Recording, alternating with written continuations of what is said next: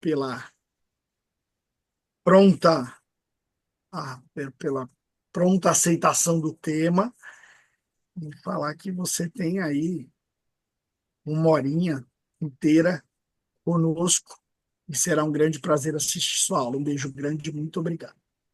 Eu que agradeço. Você ter eu sugeri esse tema porque a gente discute bastante quando é que tem que fazer mamografia, né? Ah, é de 50 a 69, de 40 a 74, aquela coisa toda. Só que ninguém olha por trás e fala, mas gente, como é que a gente chegou nesses números, né? Como é que a gente chegou à conclusão que começa com 50? Por que que teve que abaixar de 50 para 40, né? Então é mais ou menos isso. Eu vou compartilhar aqui, Favorete. Pode compartilhar, Você já vê habilitei, né? se apareceu? Apareceu grandão? Ou tá só na apresentação de slide? Ainda não, acho que você precisa clicar lá no aumento para ampliar. Cliquei, cliquei. Ah, peraí. Foi agora? Não. Era, ainda não. Quer Peraí. descompartilhar e compartilhar de novo? Às É vezes entra. melhor. É melhor. Tô achando.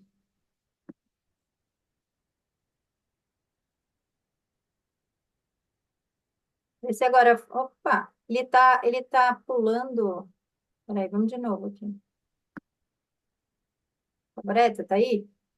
Tô aqui, Ah, o computador fechou. Ele fechou o Zoom. Eu vou sair e entrar de novo, tá? tranquilo.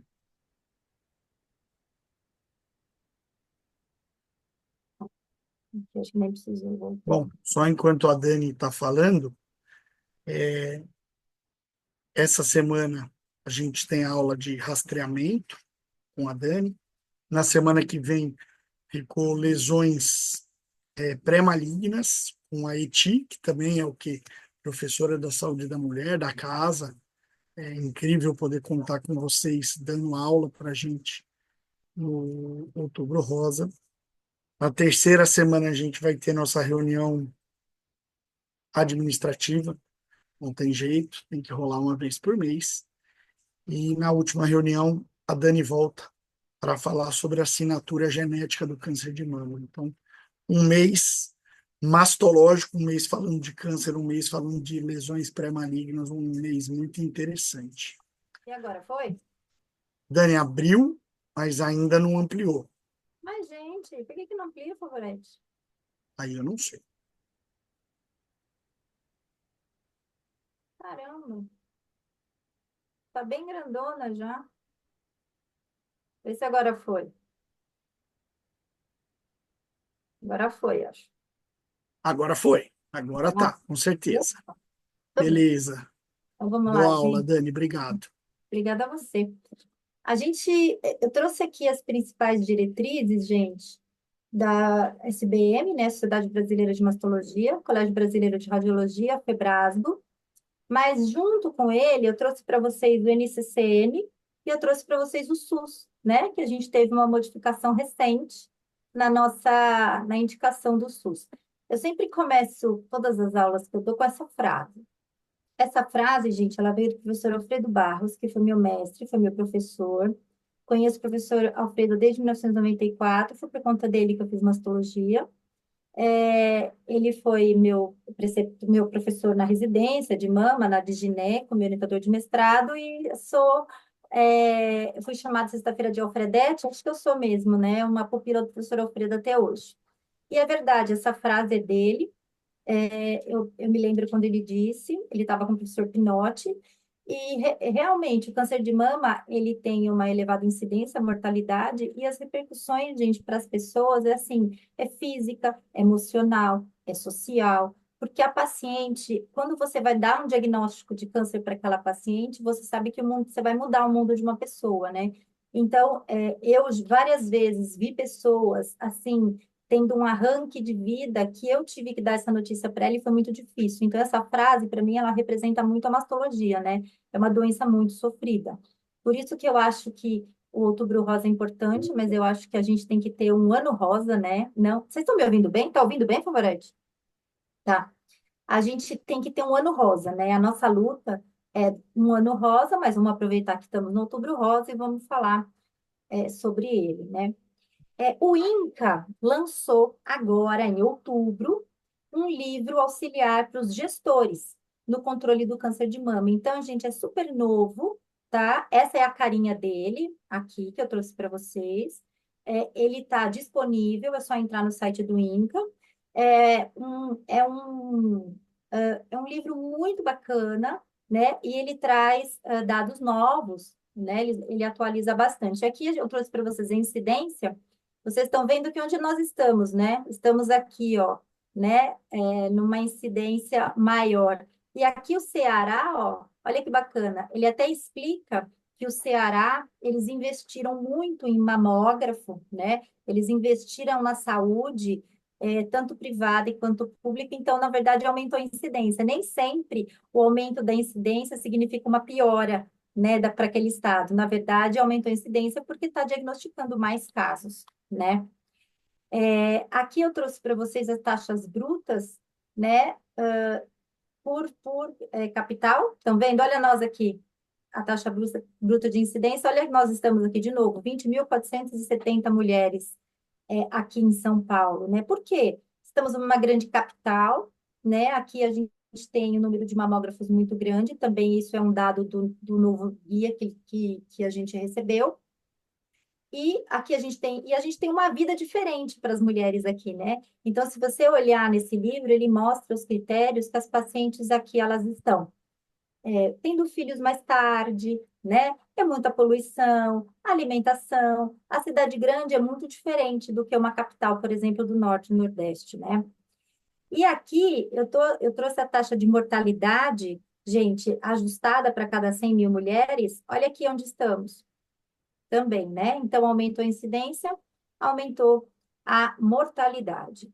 Aqui eu trouxe o número de óbitos de câncer de mama, as taxas brutas. Olha São Paulo, 4.993 óbitos também, né? Então, por isso que, mais uma vez, a gente diz que a mamografia ela é importante. Esse é um outro boletim que saiu também, mortalidade por, ah, por população e, né, segundo a raça, a cor da pele, na verdade.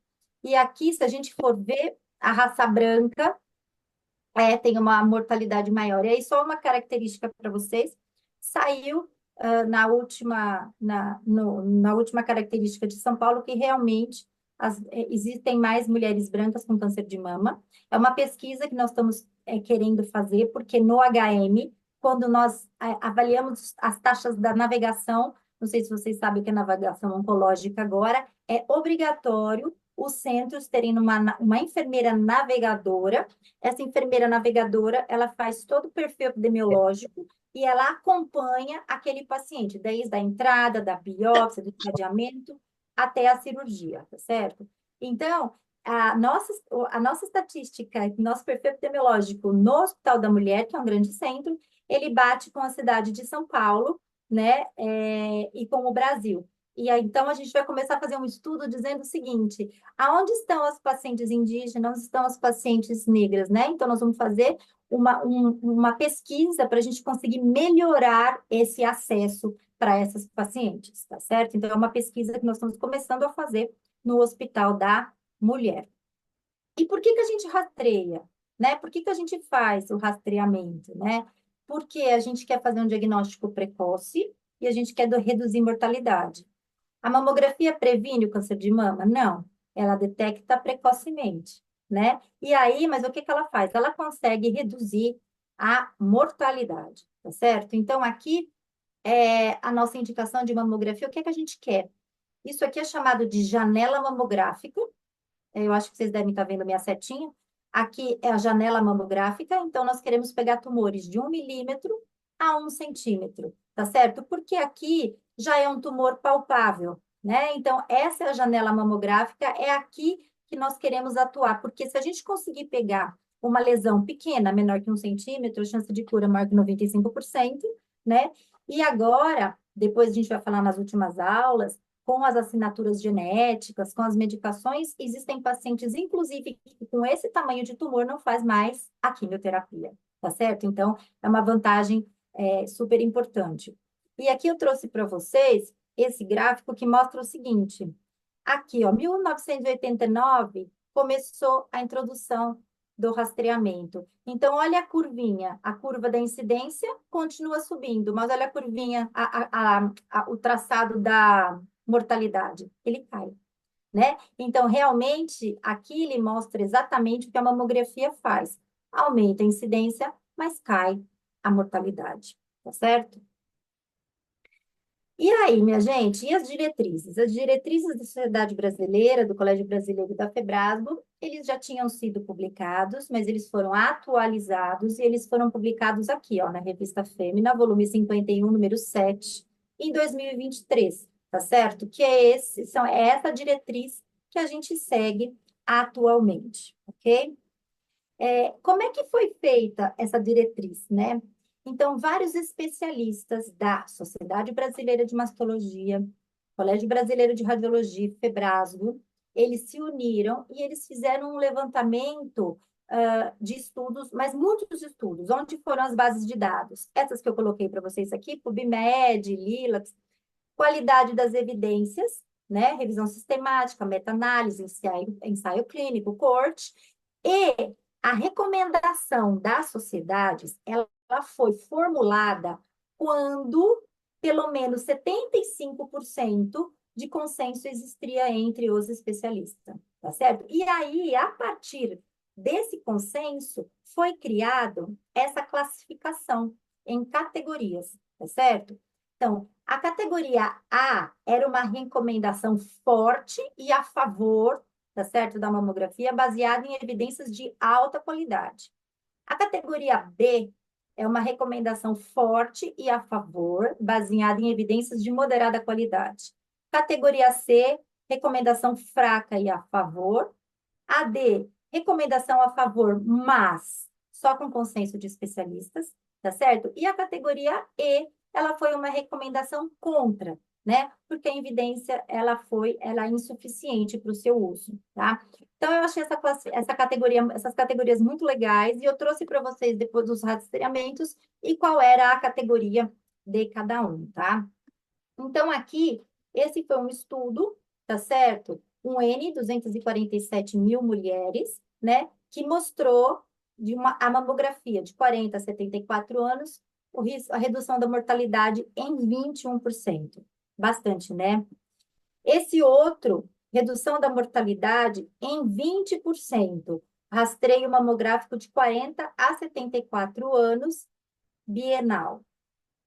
Esse outro que foi um estudo italiano, muito grande, com 400 mil mulheres, tá certo? E o rastreio mamográfico bienal de 50 a 69 anos de idade. Então, foi muito bacana, porque os resultados desse estudo são muito bons.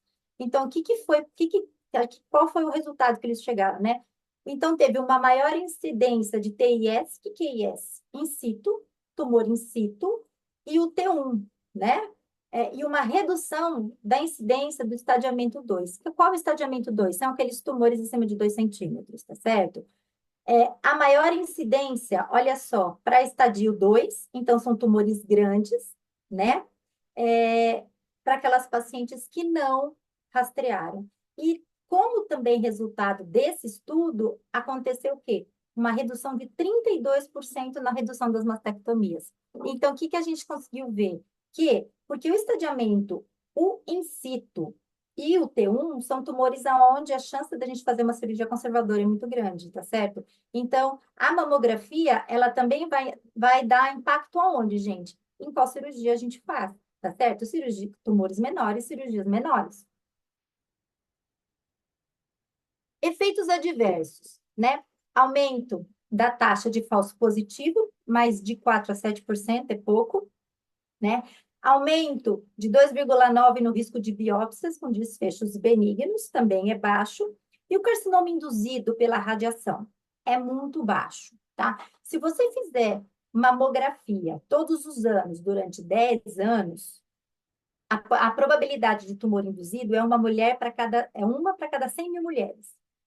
Então, é muito baixo, tá certo? Então, existe sim, vale a pena. Então, a redução da mortalidade detectada precocemente pelo rastreamento, ela supera os riscos dos danos causados à exposição da radiação.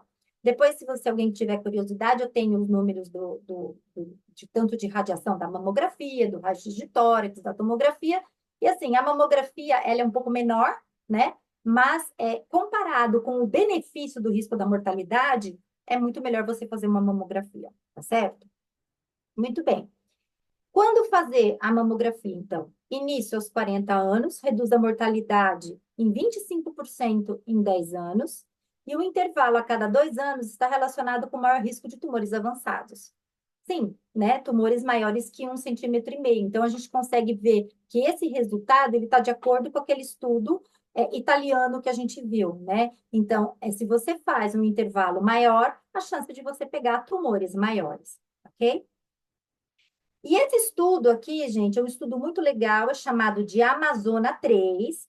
O Amazona 3 ele foi feito entre 2016 e 2019, tá? Com um trabalho robusto, com um número de um N grande, né? Mais do que 2.000 pacientes, e ele foi feito em vários hospitais, tanto público quanto privados do Brasil, tá certo?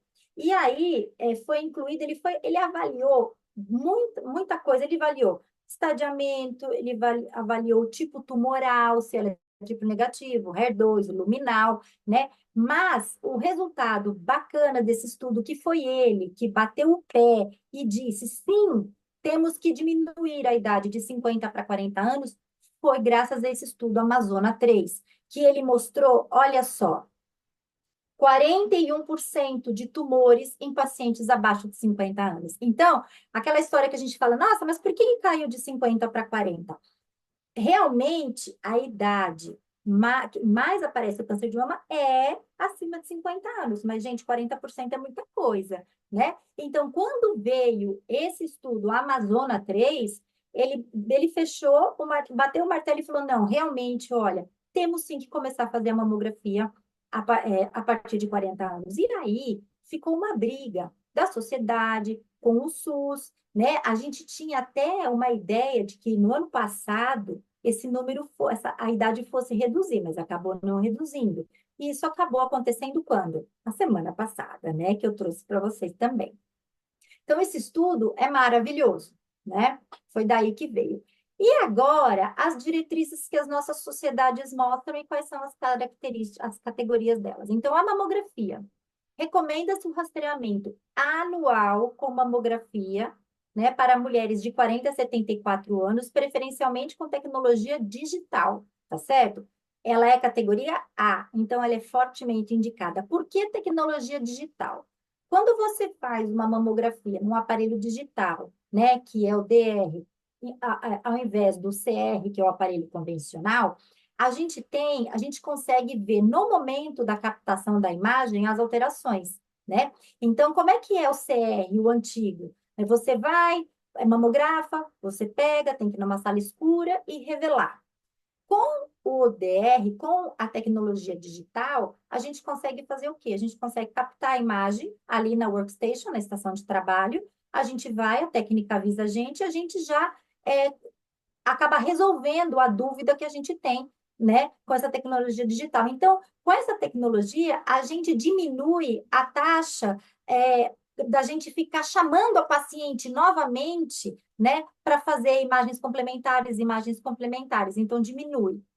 A partir dos 75 anos, olha só, recomenda-se continuar o rastreamento se não houver comorbidades que reduzam a expectativa de vida e que seja pelo menos 7 anos, categoria D, né? Então, isso é na visão dos especialistas.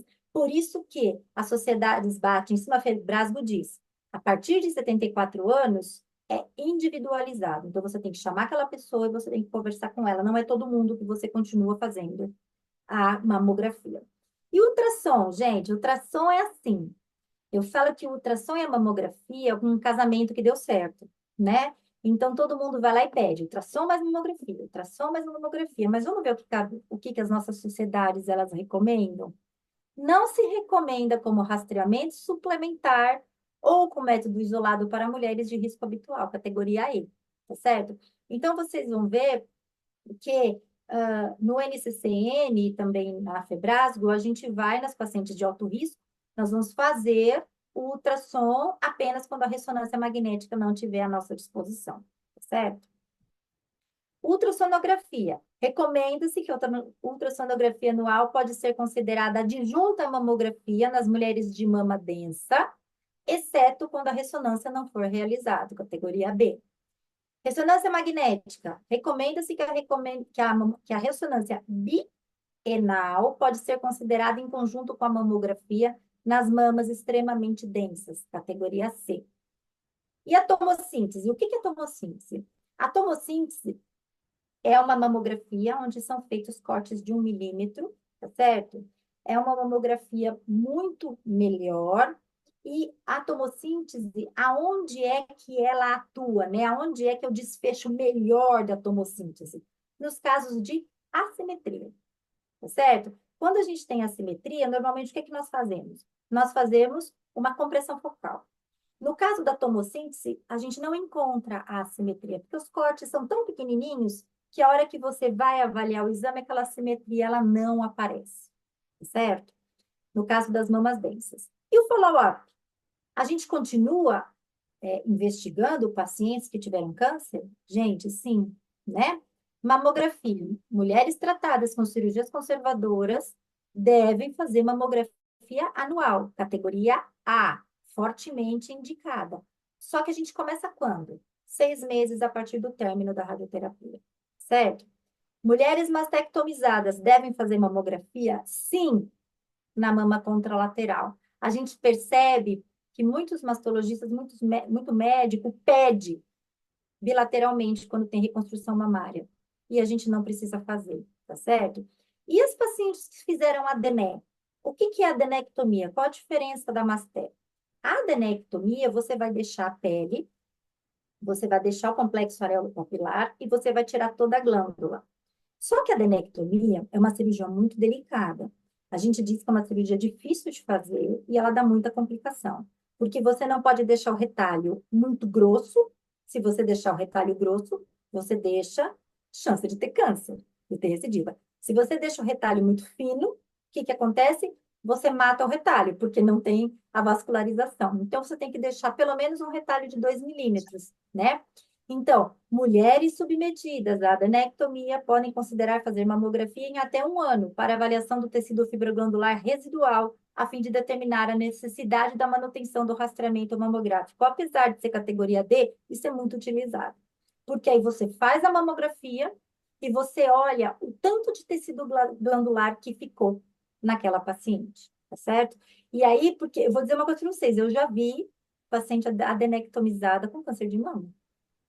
Então, assim, gente, se você faz essa cirurgia, né, que é a famosa cirurgia da Angelina Jolie, a gente vai falar agora mais para frente nas pacientes de alto risco, são as pacientes mutadas. Se você faz uma cirurgia redutora de risco, não tem cabimento você depois ter um câncer, né? Mas pode acontecer? Pode.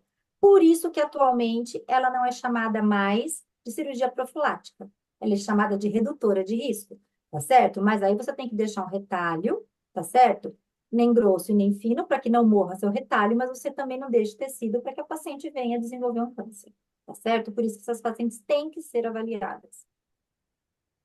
E o que a gente vai deixar de mensagem para casa? Das diretrizes da nossa sociedade. Mulheres com risco habitual deverão fazer mamografia anual de 40 a 74 anos. A ultrassonografia pode ser usada como adjunta no caso de mamas densas, então não precisa mais pedir mamografia e ultrassom. A gente pode separar o casal e não precisa pedir. Então, o ultrassom ele entra, gente, como um complemento no caso de BIRAD zero. E a ressonância não deve ser utilizada como rastreamento em mulheres de risco habitual, mas sim no caso de mamas densas, tá certo? E o rastreamento em pacientes oncológicos, né? Ele deve ser individualizado, ok? Eu trouxe também, além dessas diretrizes, eu trouxe aqui, ó, nas pacientes de alto risco. Na verdade, o que são pacientes de alto risco? Como é que a gente rastreia? Quais são elas, né? Atualmente, as nossas sociedades, elas orientam que façamos o cálculo da avaliação de risco pela calculadora de Tyler-Cuzick. Existe o modelo de Gale, existe esse Breast Cancer Risk. Na verdade, é a aula que a Dri deu ano passado, que ela trouxe as calculadoras e ela foi juntando, né, colocando fatores para ver qual que é o risco. Qual é o risco? Se na calculadora de Tyler-Cuzick você tiver mais do que 20% de risco ao longo da vida, tá certo? E aí você é considerado uma paciente de risco. Muito bem, então quem são as pacientes de alto risco? As portadoras de mutação genética, os pacientes com história familiar de câncer de mama, tá certo? Com risco de 20% ao longo da vida.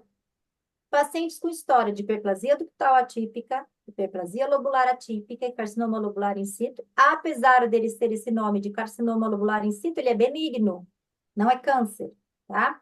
E história de radioterapia torácica antes dos 30 anos, né? Eu trouxe aqui para vocês porque isso aqui está muito famoso agora, é o painel da mama, né? Antigamente custava muito caro para fazer um painel de mama. O SUS não oferece o painel de mama. Eu acho que o único hospital do SUS que oferece o painel de mama é o Hospital de Barretos, tá certo? Eu vou explicar para vocês por quê. Por que que o SUS não oferece o teste genético?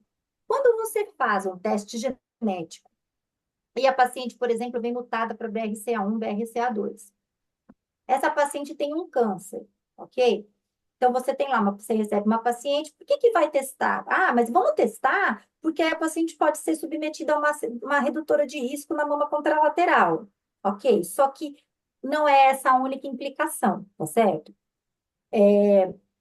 Quando você tem uma paciente mutada e essa paciente teve um câncer, um triplo negativo, por exemplo, tá certo? E você, ou um outro câncer, e ela é mutada, por exemplo, veja o que eu estou dizendo. A paciente ela é mutada, ela fez uma quimioterapia e ela não atingiu resposta patológica completa. Atualmente, hoje, a quimioterapia ela não é mais tão utilizada para diminuir o tamanho do tumor, tá certo? Ela é utilizada também para a gente ver a resposta patológica completa, que atualmente, para a gente, ela é um fator prognóstico, tá certo? E nós não podemos perder nenhuma oportunidade de encaminhar uma paciente para quimioterapia neoadjuvante, porque nós vamos avaliar a resposta patológica completa e dependendo do tipo tumoral, por exemplo, triplo negativo, se ela não atingir resposta patológica completa, podemos nos valer de quem? Da capacitabina, por exemplo, estudo CREATE-X. Então, o que que acontece? Se você não encaminhou para quimioterapia essa paciente triplo negativo, você não vai saber se ela se beneficiaria ou não, porque só se beneficia quem não tem resposta patológica completa. No caso do HER2 superexpresso, é a mesma coisa, tá certo? Se você não atinge resposta patológica completa, você pode acrescentar TDM1. Então, se você também não encaminhou, você não sabe se ela vai se beneficiar dessa medicação. E no público, e no SUS, nós temos, no SUS não, desculpa, no privado, nós temos uma outra droga para triplo negativo, que é o pembrolizumab. Estudo Keynote 522, que a paciente também, se fizer a quimioterapia neoadjuvante, a gente utiliza também. Mas, voltando aqui para o teste genético do SUS, por que que normalmente não faz? Porque se a paciente fez quimioterapia neoadjuvante e ela é mutada, nós somos obrigados depois, existe um estudo que é chamado de Olimpiar, aonde a gente vai administrar para aquela paciente uma medicação chamada de olaparib, tá certo? E nós não temos no SUS a medicação olaparib, ok? Então, aí o tratamento ficaria incompleto. Além de ser caro, teste genético, a gente não tem essa droga para oferecer, tá certo? Muito bem. O painel genético atualmente está sendo feito em vários laboratórios, está custando em torno de uns 1.500, R$ 2.000, parcelado em M vezes. Então, a gente percebe que tem muitos pacientes que estão chegando para a gente, tá certo? Com esse teste mutado. E aí, o SUS faz a cirurgia redutora de risco? Sim, faz. Nós fazemos, tá certo? Os mais famosos genes mutados é o BRCA1, BRCA2, mas nós temos uns que são tão importantes quanto, que é o TP53, que é a síndrome de Lifraumene. A gente tem o PALB e o PTEN, que também são super importantes, e eles aparecem no NCCN como um rastreamento diferente, tá certo? Então, vamos lá. Aqui eu trouxe para vocês também câncer de mama, quais são os tumores mais, os genes mais importantes, as mutações. Esse aqui é um outro estudo que mostra aqui, olha, né? São vários tipos de câncer, mas quando você olha BRCA1, BRCA2, olha só, 60, 90, então o risco é alto, né? Vamos ver aqui o PALB2, 30, 40, olha a síndrome de Li-Fraumeni, 80, 95% de risco de você desenvolver o câncer de mama. Por isso que o painel genético é tão importante, tá certo? Muito bem. Então, como é que a gente faz para a gente rastrear, né? O NCCN, que é um guia, todo mundo conhece, né? O NCCN, ele orienta que você... ele não separa entre BRCA1 e BRCA2, ele diz só BRCA, e você faz exame físico a cada 6, 12 meses, a partir de 25 anos. Então, o paciente vai a cada 6 meses para fazer exame físico, tá certo? 25 a 29 anos, ressonância anual. 30 a 75 anos, ressonância com mamografia anuais. 75 anos, conduta individualizada. Tá certo? Mutação genética, síndrome de Li-Fraumeni, também a mesma coisa, tá certo? Também exame clínico a partir de 6 a 12 meses, porque a gente viu que o risco é alto, né? A síndrome de Li-Fraumeni, ela é uma síndrome onde a correção dos danos do DNA não é feita, e aí existe uma replicação daquele DNA, e ela causa não só mama, mas outros tumores. Então, na mama, são os piores, que são os sarcomas, por exemplo, né? Também, ó, igualzinho, o BRCA, 25 a 29 anos, ressonância anual, 30 a 75, ressonância e mamografia anuais. Depois eu vou dizer para vocês quando é que a gente faz esses exames. E aqui, gente, o PALB2 e o PTEN, a síndrome de Cowden, aí entra já a gineco, né? A síndrome de Cowden, ela tem uma chance da paciente ter também um tumor de endométrio, tá certo? Então, na recomendação do NCCN, a gente tem que avaliar esse endométrio, tá certo? E vocês vejam que nos Estados Unidos o exame físico entra super importante como primeira coisa a ser feita, né? Ressonância magnética, 30 a 35 anos, né? E 75 anos, de novo, conduta individualizada, tá certo? E aqui, como é que a gente faz? As nossas diretrizes, portadoras de mutação genética. Então, assim, paciente mutação genética ou parente de primeiro grau não testado, ele entra no mesmo grupo, tá certo? Se você tem um parente de primeiro grau, e eu sempre falo para os alunos, o que é o parente de primeiro grau? É o pai, é o irmão e é o filho, tá certo? Ok? Tem gente que fala avó, tia. Não. Parente de primeiro grau, pai ou mãe, irmão e filho, tá certo? E pacientes com mutação genética ou as não testadas. Ressonância magnética, no caso de BRCA1, a gente começa com 25. TP53, 20, BRCA2, 30 anos, tá certo? Então, a gente acaba individualizando, né? No SUS, a gente fala acima de 35 anos para todo mundo, mas as nossas sociedades preconizam isso. Mamografia, BRCA1, começamos mamografia com 35, TP53, 30, BRCA2, 30. E o ultrassom? Faz ultrassom só se a ressonância magnética não puder ser realizada. Então, as diretrizes das nossas sociedades orientam a fazer a ressonância mamografia. Quando que faz essa mamografia, essa ressonância? Dá para fazer? Faz a cada 6 meses? Não tem estudo que mostra que deve ser feito mamografia, depois 6 meses ressonância, depois 6 meses mamografia.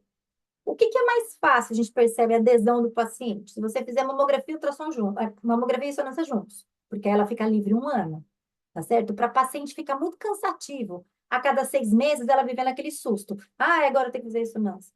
Ah, e agora eu vou fazer mamografia. Então, assim, não existe. Não, isso não tem estudo nenhum. Então, você pode adequar conforme a vida do seu paciente. Você pode conversar e ver o que é mais confortável. Tem paciente que fala, não, doutora, quer saber? Acho que eu quero olhar a cada 6 meses para ver se está tudo bem. E tudo bem também, tá? História familiar de câncer de mama, risco de 20% ao longo da vida, lembrando que esse risco vem da onde? Do Tyrer-Cuzick. Muito bem. Aqui, NCCN, o que que é uma paciente de risco para o NCCN? Casos de câncer de mama em idade jovem, abaixo de 50 anos, câncer de mama bilateral, câncer de mama em homem, tá? 2 parentes de primeiro grau com câncer de mama ovário ou 3 parentes ou mais de câncer de mama. Espera um pouquinho. Tem uma coisa que eu esqueci de falar, que o NCCN preconiza os homens com mutação de BRCA2 fazerem mamografia a partir de 50 anos. Isso está lá no NCCN, tá? Então, isso aqui que eu trouxe para vocês, isso aqui é o que é considerado paciente de risco pelo NCCN, tá? Pelo NCCN, como é que a gente faz história familiar? De novo, exame físico de 6 em 6 meses, a partir de 25 anos, ressonância magnética 25 a 30 anos, mamografia anual a partir de 30 ou 10 anos antes do aparecimento do caso no parente de primeiro grau. Mas, gente, veja, nunca menos que 30. Não se faz mamografia abaixo de 30 anos, não se faz ressonância magnética abaixo de 25 anos, tá certo? Ultrassom não tem idade, né? E aqui, risco maior que 20%, mamografia 10 anos antes do primeiro caso, mas não antes que 30, começando com 40. E a ressonância, 10 anos do primeiro caso, mas não antes que 25, começando com 40. Ok? E aqui? E a gente? Aqui no Brasil? Vamos jogar na calculadora de Tyler-Cuzick, tá certo? Se nós tivermos um risco maior que 20%, mamografia, 10 anos antes do primeiro caso, mas não antes dos 30, começando aos 40. Ressonância magnética, 10 anos do primeiro caso, mas não antes que 30, começando com 40. E ultrassom, de novo, só se a ressonância não estiver disponível, certo? Pacientes portadoras de hiperplasia ductal atípica, hiperplasia lobular atípica e carcinoma lobular in situ, eu coloquei aqui embaixo o risco de câncer, tá certo? Quem tem uma biópsia de hiperplasia ductal atípica aumenta de 4 a 5 vezes as chances de câncer de mama. Hiperplasia lobular atípica também, carcinoma lobular in situ 8 a 10 vezes, tá certo? Apesar de ele ser benigno. Então, ele é diferente do carcinoma ductal in situ, onde a gente indica a radioterapia. Aqui não indica radioterapia, ok? Então, se a paciente, pelo NCCN, tiver essa alteração, mamografia no diagnóstico não menos que 30, ressonância também não menos que 25. E aqui? Aqui, ele vai somar a biópsia, ele joga a biópsia no Tyrer-Cuzick, e aí ele vai soltar o risco. Então, veja, se a paciente tem essa biópsia e o risco dela for maior que 20%, a gente não, no diagnóstico, faz a mamografia, mas não menos que 30. Se o risco for menor que 20, pode começar a fazer com 40. A ressonância magnética vai ser feita só se o risco for maior que 20, tá certo? Mas aí não faz antes de 25. E aqui, gente, olha quem chegou. A gente adora ultrassom, né? Eu adoro ultrassom de mamas. Mas quando é que a gente faz? A gente faz só quando o risco for menor que 20, tá certo? Aí sim a gente considera a, a, a, a ultrassonografia. Tudo bem? E aqui, gente, já está acabando.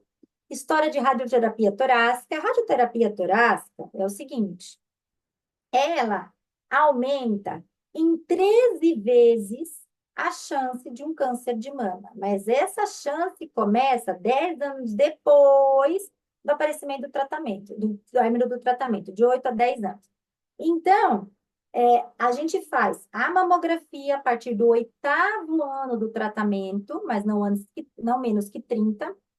Ultrassom, só se a ressonância não for realizada. Ressonância magnética a partir do 8º ano do tratamento, mas não menos que 25 anos. Então, é muito alto quem fez radioterapia torácica, né? E se a paciente ainda tiver abaixo de 30 anos, aumenta mais ainda o risco, tá certo? A maior incidência quando é realizada em pacientes jovens, de 10 a 14 anos. Né? E aqui, o que é que a gente leva de mensagem para casa? Das nossas sociedades. A maioria dos pacientes de alto risco não deverá iniciar o rastreamento antes dos 30 anos. Preferir tomossíntese, se possível, já expliquei por quê. A ultrassonografia deve ser realizada como adjuvante no rastreamento quando não for possível fazer a ressonância.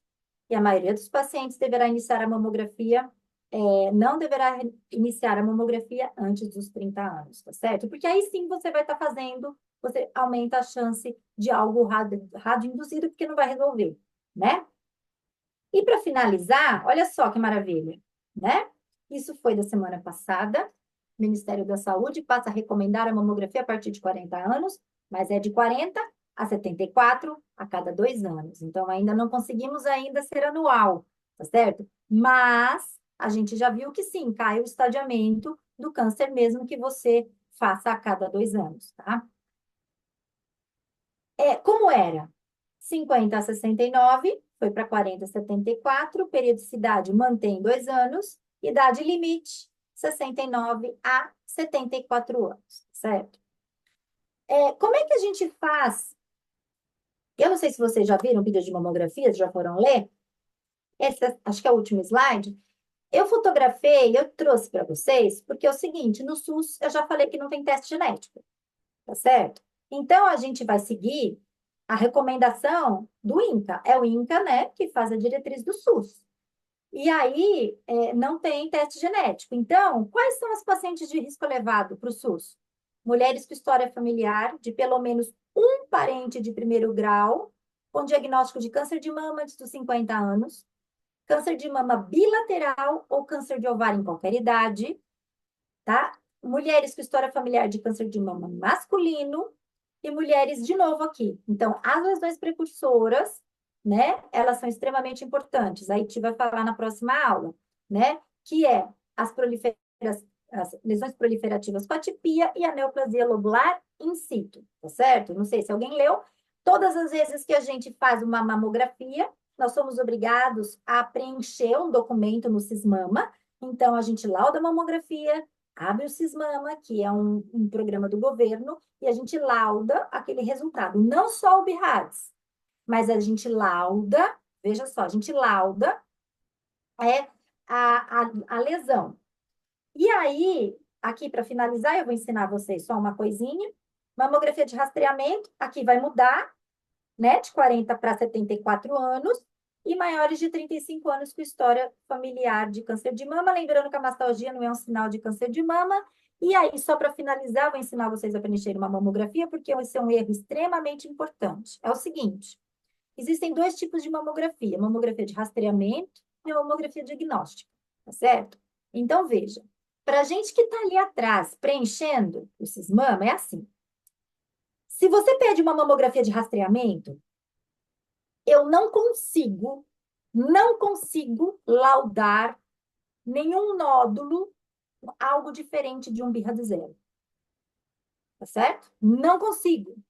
Todas as mamografias que são solicitadas como rastreamento, a partir do momento que ela é pedida como rastreamento, ela sempre vai sair com BIRAD zero se ela tiver uma nodulação. E aí nós vamos fazer ultrassom. E aí é justificativa de por que tem tanta demanda reprimida de ultrassom, né? Se você tem uma paciente que você sabe que ela tem um nódulo, mesmo que seja no outro ano, não peça rastreamento, peça diagnóstico. A hora que eu peço a mamografia diagnóstica, eu posso laudar um BIRADS-3. Abre a possibilidade de eu laudar um BIRADS-3. Então, quando você olha nos números do SUS, você fala do Sismama, nossa, quanto BIRAD zero? Não é BIRAD zero. É falta de orientação no preenchimento do exame, tá certo? Então, veja, você viu a paciente pela primeira vez, rastreamento. Aí vai lá, pode ser um nódulo, o que vai nos obrigar a laudar como zero? Uma calcificação também, entra a calcificação como zero, certo? E aí a gente vai ter que fazer aqueles complementos que vocês conhecem. Ultrassom, magnificação, compressão, aquela coisa toda. Se você já sabe que ela tem um nódulo pela mamografia, tá certo? Você peça diagnóstico. Mesmo que, mas daqui é o primeiro ano, ela vai rastrear de novo. Tudo bem que ela vai rastrear de novo. Clique ali no diagnóstico, porque aí eu posso pegar o exame anterior do ano anterior, comparar a estabilidade da lesão e laudar como 3. E vai chegar uma hora que eu consigo laudar como 2. Porque se ela estiver estável por 2 anos, eu consigo descer o BIRADS daquela mamografia, tá certo? Então, assim, parece uma coisa óbvia, mas assim, isso não acontece. O pessoal fala, A paciente veio para consulta de rotina. O que que elas vão pedir? Rastreamento. E aí sempre vem birra de zero, tá certo? E aí a gente nunca vai conseguir dar alta para aquele paciente. Tudo bem? Então, acho que era isso que eu tinha para passar. Essa é uma mensagem da sociedade, juntos somos mais fortes. Obrigada a todo mundo por estar nessa luta com a gente. E eu estou à disposição. Só, Dani, achei uma aula belíssima. Obrigada. É, Posso parar aqui? achei, Parar aqui. pode, bom que a gente já vê nossas carinhas aí conectadas. Eu queria, eu queria fazer uma pergunta, na verdade, que há tempos eu estou para fazer para um mastologista, mas foge. A pergunta é a seguinte, Dani. Quando eu, Felipe, estava na residência, existia uma recomendação antiga de pedir uma mamografia em espelho, que você fazia entre 35 e 40 anos. É verdade, tinha mesmo? Isso se mantém? Não, Isso não existe mais, não. É certo? verdade. Entre 30 e 35 anos, a diretriz dizia, 35 e fazendo 40 Buma. fazer uma. Isso. Perfeito. Depois de 40. Exatamente, era isso mesmo. Isso Depois era. dos 40, seguir a recomendação de fazer anual. Exatamente. Beleza. Isso, Mas exatamente. então a mamografia em espelho sumiu. Sumiu. Eu Perfeito. trouxe exatamente a diretriz, né? Os três andam juntos, Atual. caminham juntos. É exatamente isso. Mas Isso tá tinha lá. tempo que eu queria saber, porque esse termo mamografia em espelho me incomodava muito. Eu falei, gente, ninguém Então, foi guarda essa essa semana que eu também mamografia, né? aprendi isso, viu? Mas está ótimo. Gente, tá aqui, ó, vários elogios da aula. Obrigado pela aula, obrigado pela aula. Adorei a aula. Luciana Lunardi perguntando: você recomenda a magnificação para assimetrias? Se eu puder responder, eu já falo. Manda uma tomossíntese, é isso. Mas pode falar, Dani. Nas assimetrias, a melhor coisa que você tem para fazer, Lu, se você não tiver tomossíntese, no consultório, tomossíntese, né? Você faz uma compressão focal, tá certo?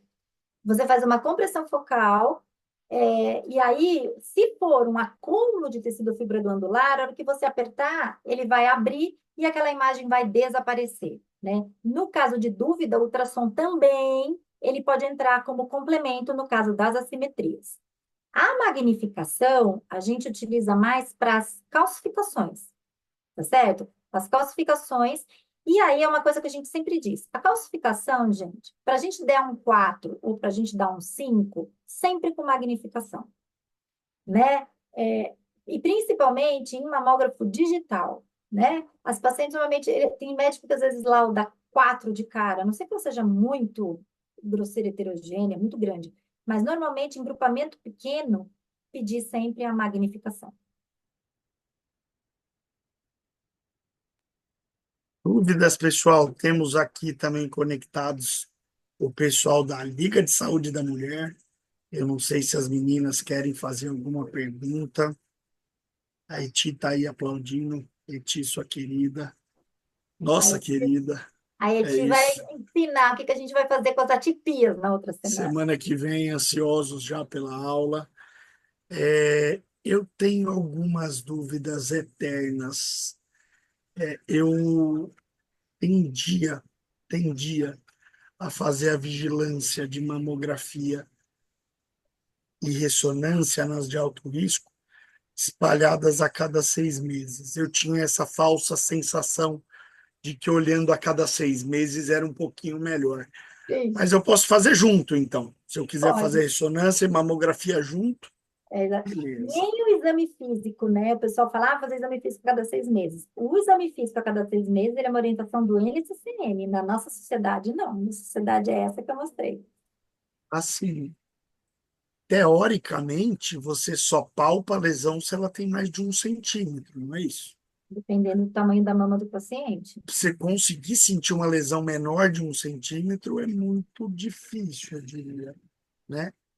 A gente fala da janela, né? Da janela mamográfica. Por isso que existe agora esse termo, janela mamográfica. Muito, muito, muito interessante. Dani, eu vou fazer uma pergunta além, né?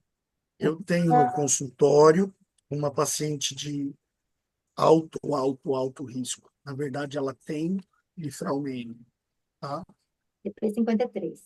A mãe dela já teve diversos tumores malucos, inclusive câncer de mama bilateral, ovário, sistema nervoso, enfim. Nossa, Ela é uma paciente que eu fiz, na verdade, o pré-natal e o parto, né? Então, ela era jovem naquele momento, ela tinha 32 anos. Nesse momento, ela tem um pouco mais de 40, tá? Recomendação para adenomastectomia. Porque eu não fico preocupado só com a adenomasté. Eu fico preocupado, por exemplo, com a Alforé ou a Esteré, já que ela é uma paciente mutada. Quando fazer? Essa é a pergunta.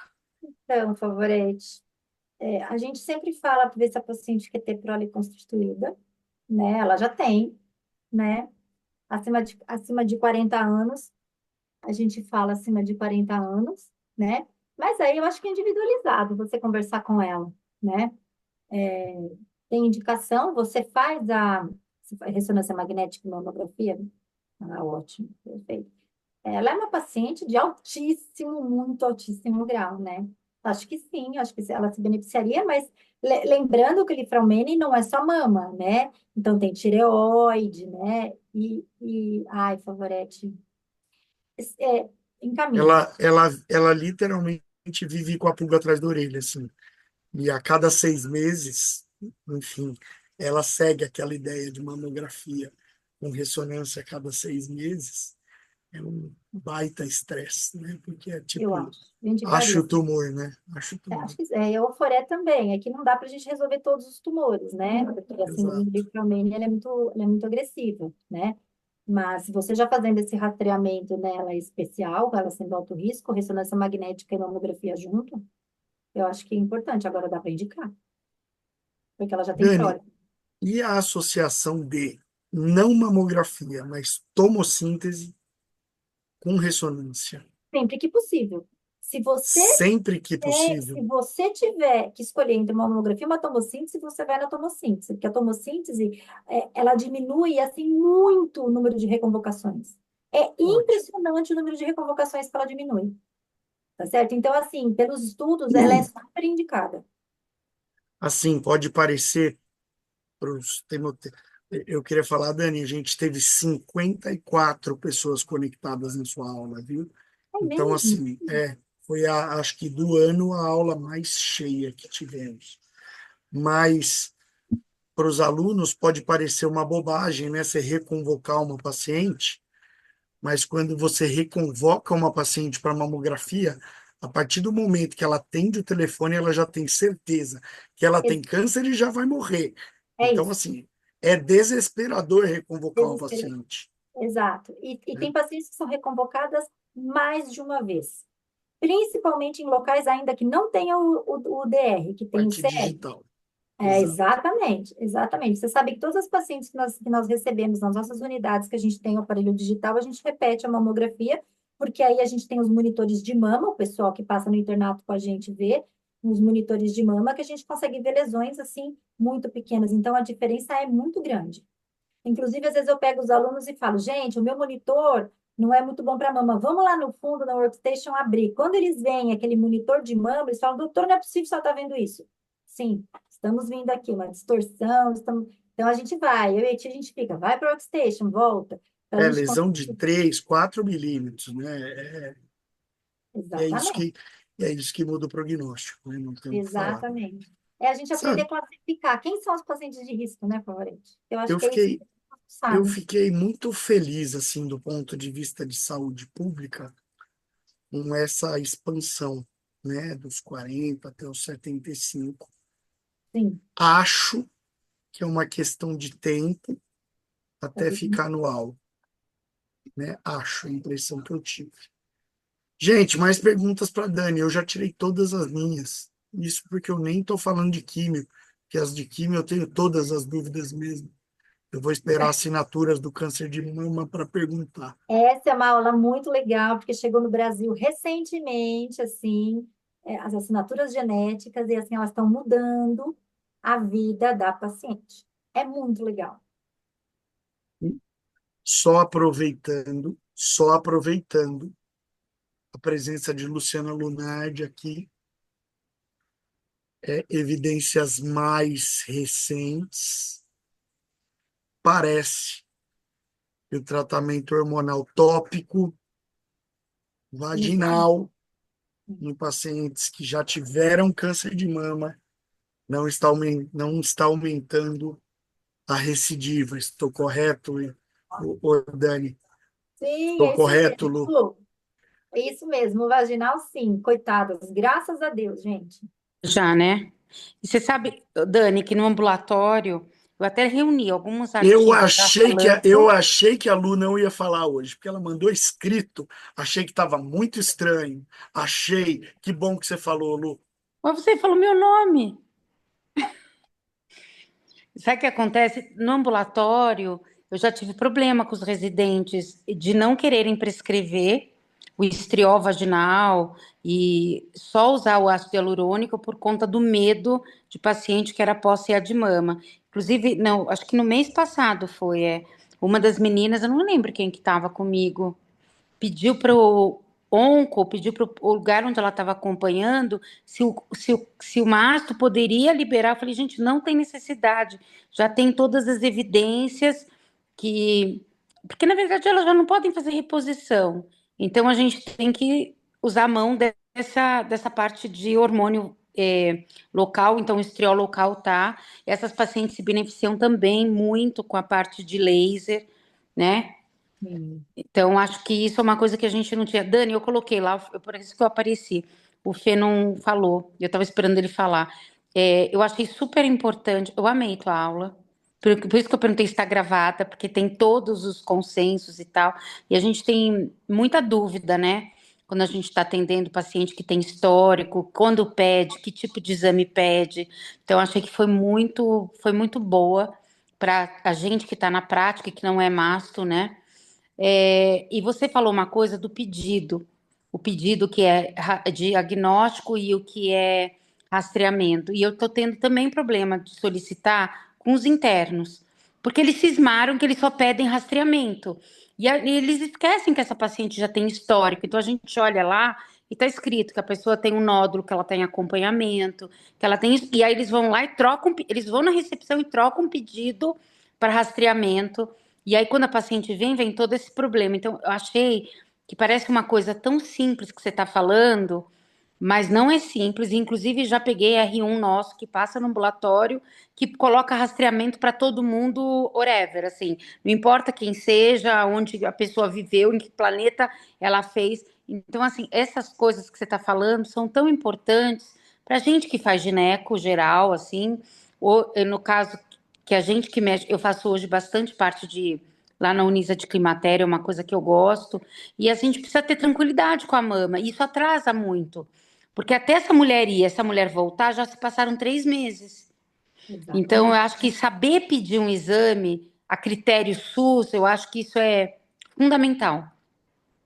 E a tomo no SUS não é fácil de pedir para paciente. Eu acho que, para mim, o grande problema da minha vida é mama densa. Mama densa, para mim, é a mais difícil. E hoje a gente tem várias evidências mostrando que a paciente com mama densa, ela tem também, é um perfil de paciente inflamada. Então, quando você procura uma mama densa, você sabe que essa mulher pode ter endometriose, pode ter outras coisas que estão ligadas à inflamação. Então, assim, eu acho que esse mês aí que vocês vão falar de mama, eu acho que vai ser muito legal para a gente poder manejar melhor no ambulatório. Então, eu queria muito te agradecer, você foi muito feliz. Ah, imagina, quando eu vi essa aula, eu achei essa aula tão legal. Essa aula é uma aula que foi dada, os dados vieram, né, de um curso. Eu gosto muito da sociedade brasileira, mas principalmente da regional. Olha, eu sou de São Paulo, que ninguém me escute, mas eu adoro a regional Rio de Janeiro. Eles fazem umas atualizações muito legais, assim. A cidade regional Rio é muito legal. E aí, eles fazem esses cursos. E essa aula é uma aula super fresquinha, e juntou com essa mudança do SUS, né? Você sabe que o ano passado teve um debate de câncer de mama lá no Hospital da Mulher. E foi chamados vários centros, tá certo? Vários centros. E aí, o que que aconteceu com esses centros? O professor Baracá estava lá, né? Que ele é responsável pela saúde da mulher do Estado, né? E aí a gente falou para ele. Por quê? Porque a gente recebeu notificação da secretaria, por que que a gente estava com um número tão alto de birra de zero? Né? E aí, e uma demanda tão grande de ultrassom. Quando a gente foi rever tudo isso, é tudo pedido errado. Eram pedidos errados.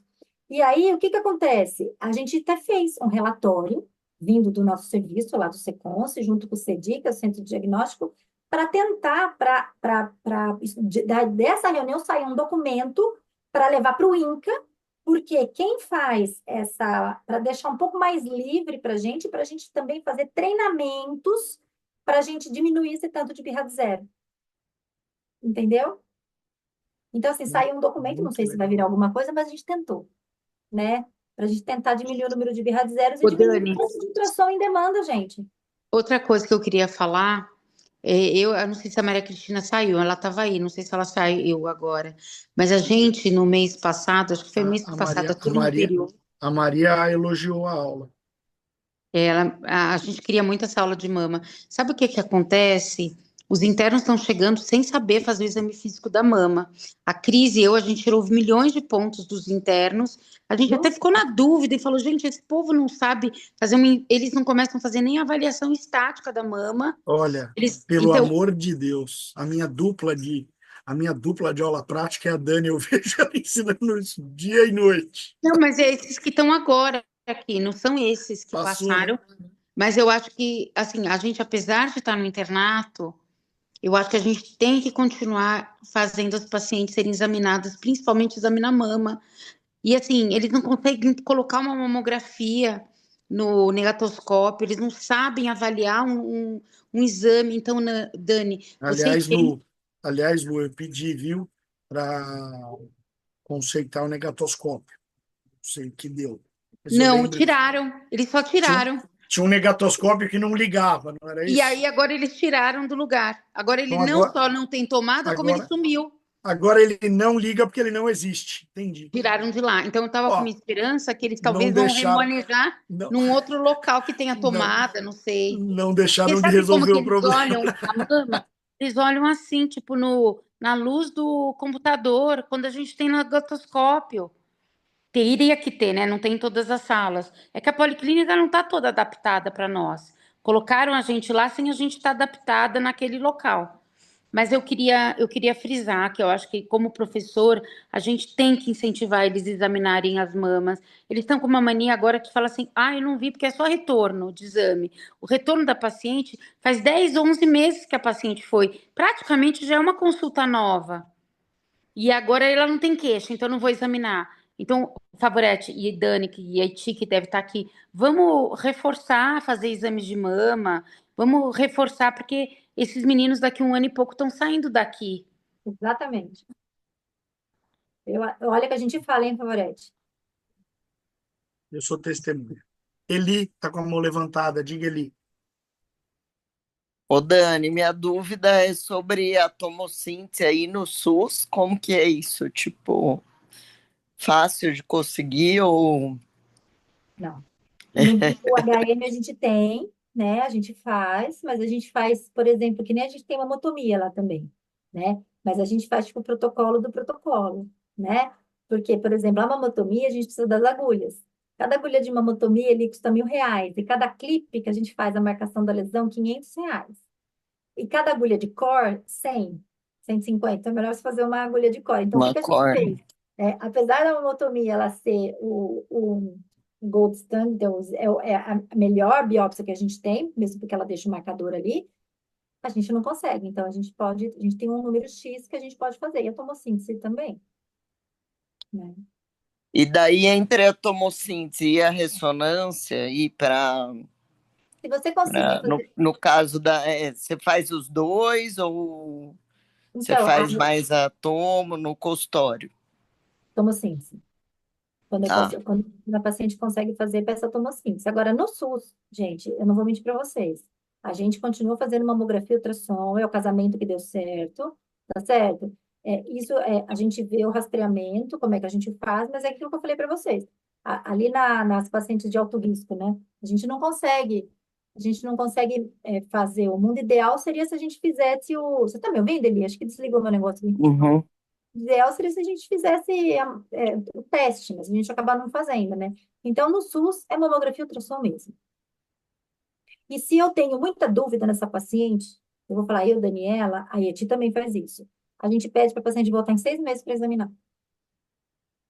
Quando a paciente é uma paciente bem de risco, a gente faz. A gente pede, porque quando a história familiar do parente de primeiro grau, né, eu acabo pedindo a cada 6 meses para examinar. Porque a gente não tem ressonância, né, Lili? Sim, Nem todos. A gente difícil. não consegue fazer mamas densas quando a gente vê aquelas extremamente densas, aí a gente pede. A gente consegue fazer. Mas não são É, todos os Dani, casos. você poderia até o final do mês, eu sei que a Ti vai dar uma aula, você vai dar outra de parte genética, mas a gente poderia ainda ter até o final do mês uma discussão, uma aula de vocês só sobre os exames, só a parte complementar, falando um pouco de cada um e nas situações específicas de cada um deles, Sim. porque eu acho que como a gente vai ter residente, como a gente tem interno, a liga está aqui. Eu sei que vocês fazem isso no sexto, quinto, sexto, vocês estão agora vai sétimo, oitavo, mas eu acho que como a gente vai e pega aqui muita gente de internato, eu acho que seria tão legal ter essa, porque eu vi que vocês têm hoje mais duas. Então, minha sugestão, não sei se o Felipe topa, se vocês topam, mas eu faria só de parte complementar e indicação e em cada situação, porque eu acho que vai ser uma coisa tão rica. Favorece. Sabe o que eu Ah, tinha pensado em fazer? Na verdade, pensado em fazer, né? A gente tem essas reuniões clínicas, essas reuniões, a gente traz gente, poxa, super gabaritada para dar aula.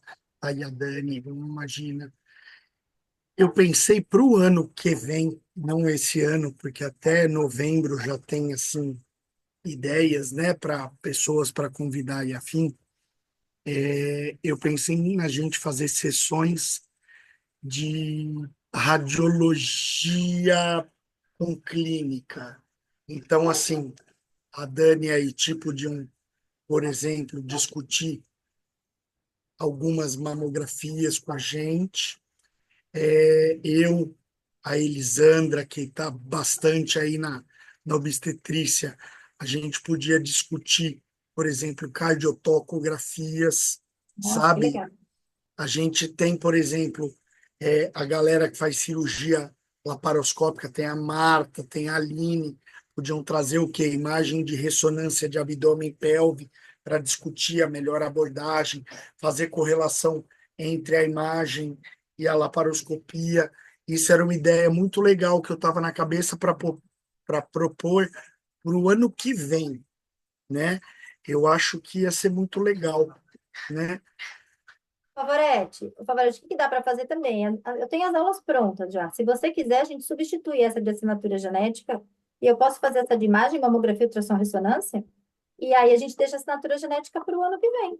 Porque é uma coisa mais do dia a dia, mamografia, ultrassom, igual essa, que nem Eu o rastreamento. Pode Sabe ser? que assim, eu acho que seria talvez mais impactante nesse momento, Dani, e Tá aí a bom. gente marca talvez a assinatura genética para um outro momento, que nem precisa ser em outubro, porque eu Porque estava ansioso por essa aula aí. porque a assinatura é uma coisa mais para a gente, oncologista, né?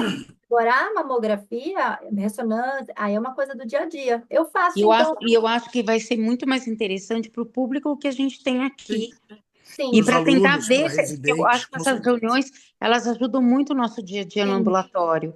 E eu posso falar, sem ser vocês específicos na área que vocês estão vendo, eu sei que tem também o Javier que está fazendo ambulatório, O Javier está eu, aí também. eu sinto uma dificuldade muito grande de quem passa lá para entender exatamente por que pede. Por que eu vou palpar uma mama densa e eu já peço para uma paciente esse ultrassom? Eles ficam me questionando toda hora, mas eu sei que ela vai voltar e eu vou precisar. Então, a gente também pensa no que vai ser fácil para a paciente. Então, eu acho que esses cenários, Dani, vão ser tão bons. Vai Então, ajudar tanto a gente no nosso dia a dia, da prática. ô Lu, você sabe por que que eu sugeri essa lesão proliferativa e precursora para Etienne? Porque os residentes, os alunos, mas vão lá no anatomopatológico e lê lá ausência de malignidade, presença de malignidade. Gente, não. Mesmo que seja benigno, ali em cima tem lesão precursora e proliferativa. Então, assim, por exemplo, a gente acabou de ver três agora que são benignas, que vai vir escrito ausência de malignidade na amostra avaliada, por exemplo, numa neoplasia lobular in situ ou uma hiperplasia lobular e atípica, mas ela passa a ser alto risco, que nem um papiloma. Ele é benigno, mas você tem que tirar. Uma atipia. Eu posso tirar a atipia só com uma vai, porque agora a moda é vai, que é a excisão a vácuo. Não, atipia não. Atipia é igual bisturi. Então, assim, um papiloma eu posso, mas a atipia eu não posso. Então, as pessoas não leem o resultado, é para aprender a ver resultado anatomopatológico, e não só ser benigno ou ser maligno. Não é verdade? Então, Ô, acho que Dani, vai ser uma aula bem legal. eu tenho. Então, tá definido, a gente muda. Pronto. Ah, a Eti já tá dando aí, ó, sem spoiler, é isso. Sem spoiler. Mas isso É, é deixa a Eti falar. Mas eu vou fazer uma pergunta agora. No ano passado, eu trouxe a Vanessa Sanvido, que é ela é professora ótima. aqui, que é aqui da Unifesp, é amiga minha pessoal. Ela deu aula para gente de, salvo engano, rastreamento e estadiamento. Tá? Foi, sabe? Nossa, ela foi ótima, eu assisti, Pode foi me ótimo. fugir a cabeça, mas acho que foi isso. Foi isso E tudo. a Van, do ano passado para cá, é, ela tem feito muita crioablação. Lá no HM, nós somos um do centro. Ela vai lá e faz. É, Sim, é, eu não sei se você, não sei se a Haiti, não sei quando, mas eu acho que era uma coisa para a gente ter na cabeça também. Cada vez mais a gente está mais conservador. Acho que vai chegar ao ponto, se a gente detecta uma lesão muito inicial, de fazer a sim. Ponto C. crioablação em segmento, não Sim. é isso? Faz crio e segmento, exatamente. A gente está lá com esse trabalho, com esse estudo, né? Nós somos está fazendo em vários centros, nós somos um deles. Semana passada ela estava lá, quinta-feira, fazendo a crio, e aí tem um braço que vai para cirurgia e tem um braço que vai para crioablação. Isso é muito legal, podemos fazer sim. Temos que Eu acho explicar que tudo, cabe né? essa discussão aqui. Na verdade, a gente não vai estar falando de uma, de uma quimioterapia super específica ou não. A gente vai estar falando simplesmente de uma nova modalidade de tratamento, né? Novo, Pelo, gente. pelo que eu entendi, é uma coisa muito revolucionária, se Tem der duas certo. coisas revolucionárias vindo. Uma é a CRIO e a outra é um estudo. Tem um estudo Sound aí que é o seguinte, não mexe mais na axila. Ó, papai, por enquanto sabe. Essa é outra também. Essa daí, eu que Beleza. estou para Quer fazer ver, 50 papai? anos, vou ficar com medo Tá de aderir encontrando isso aí. dois. Bom, Dani, foi maravilhosa a sua aula. Eu Obrigada. adorei. Semana que vem, ETI. Terceira aula vai ser administrativa. Quarta aula, Imagem. volta a Dani. Manda um beijo, filha. Manda um beijo. Manda um beijo. Fala, Dani, obrigado, gente. Boa noite. Sigamos, é isso. Tá bom? Ah, gente, boa noite. Obrigada. Beijo, beijo. Tchau.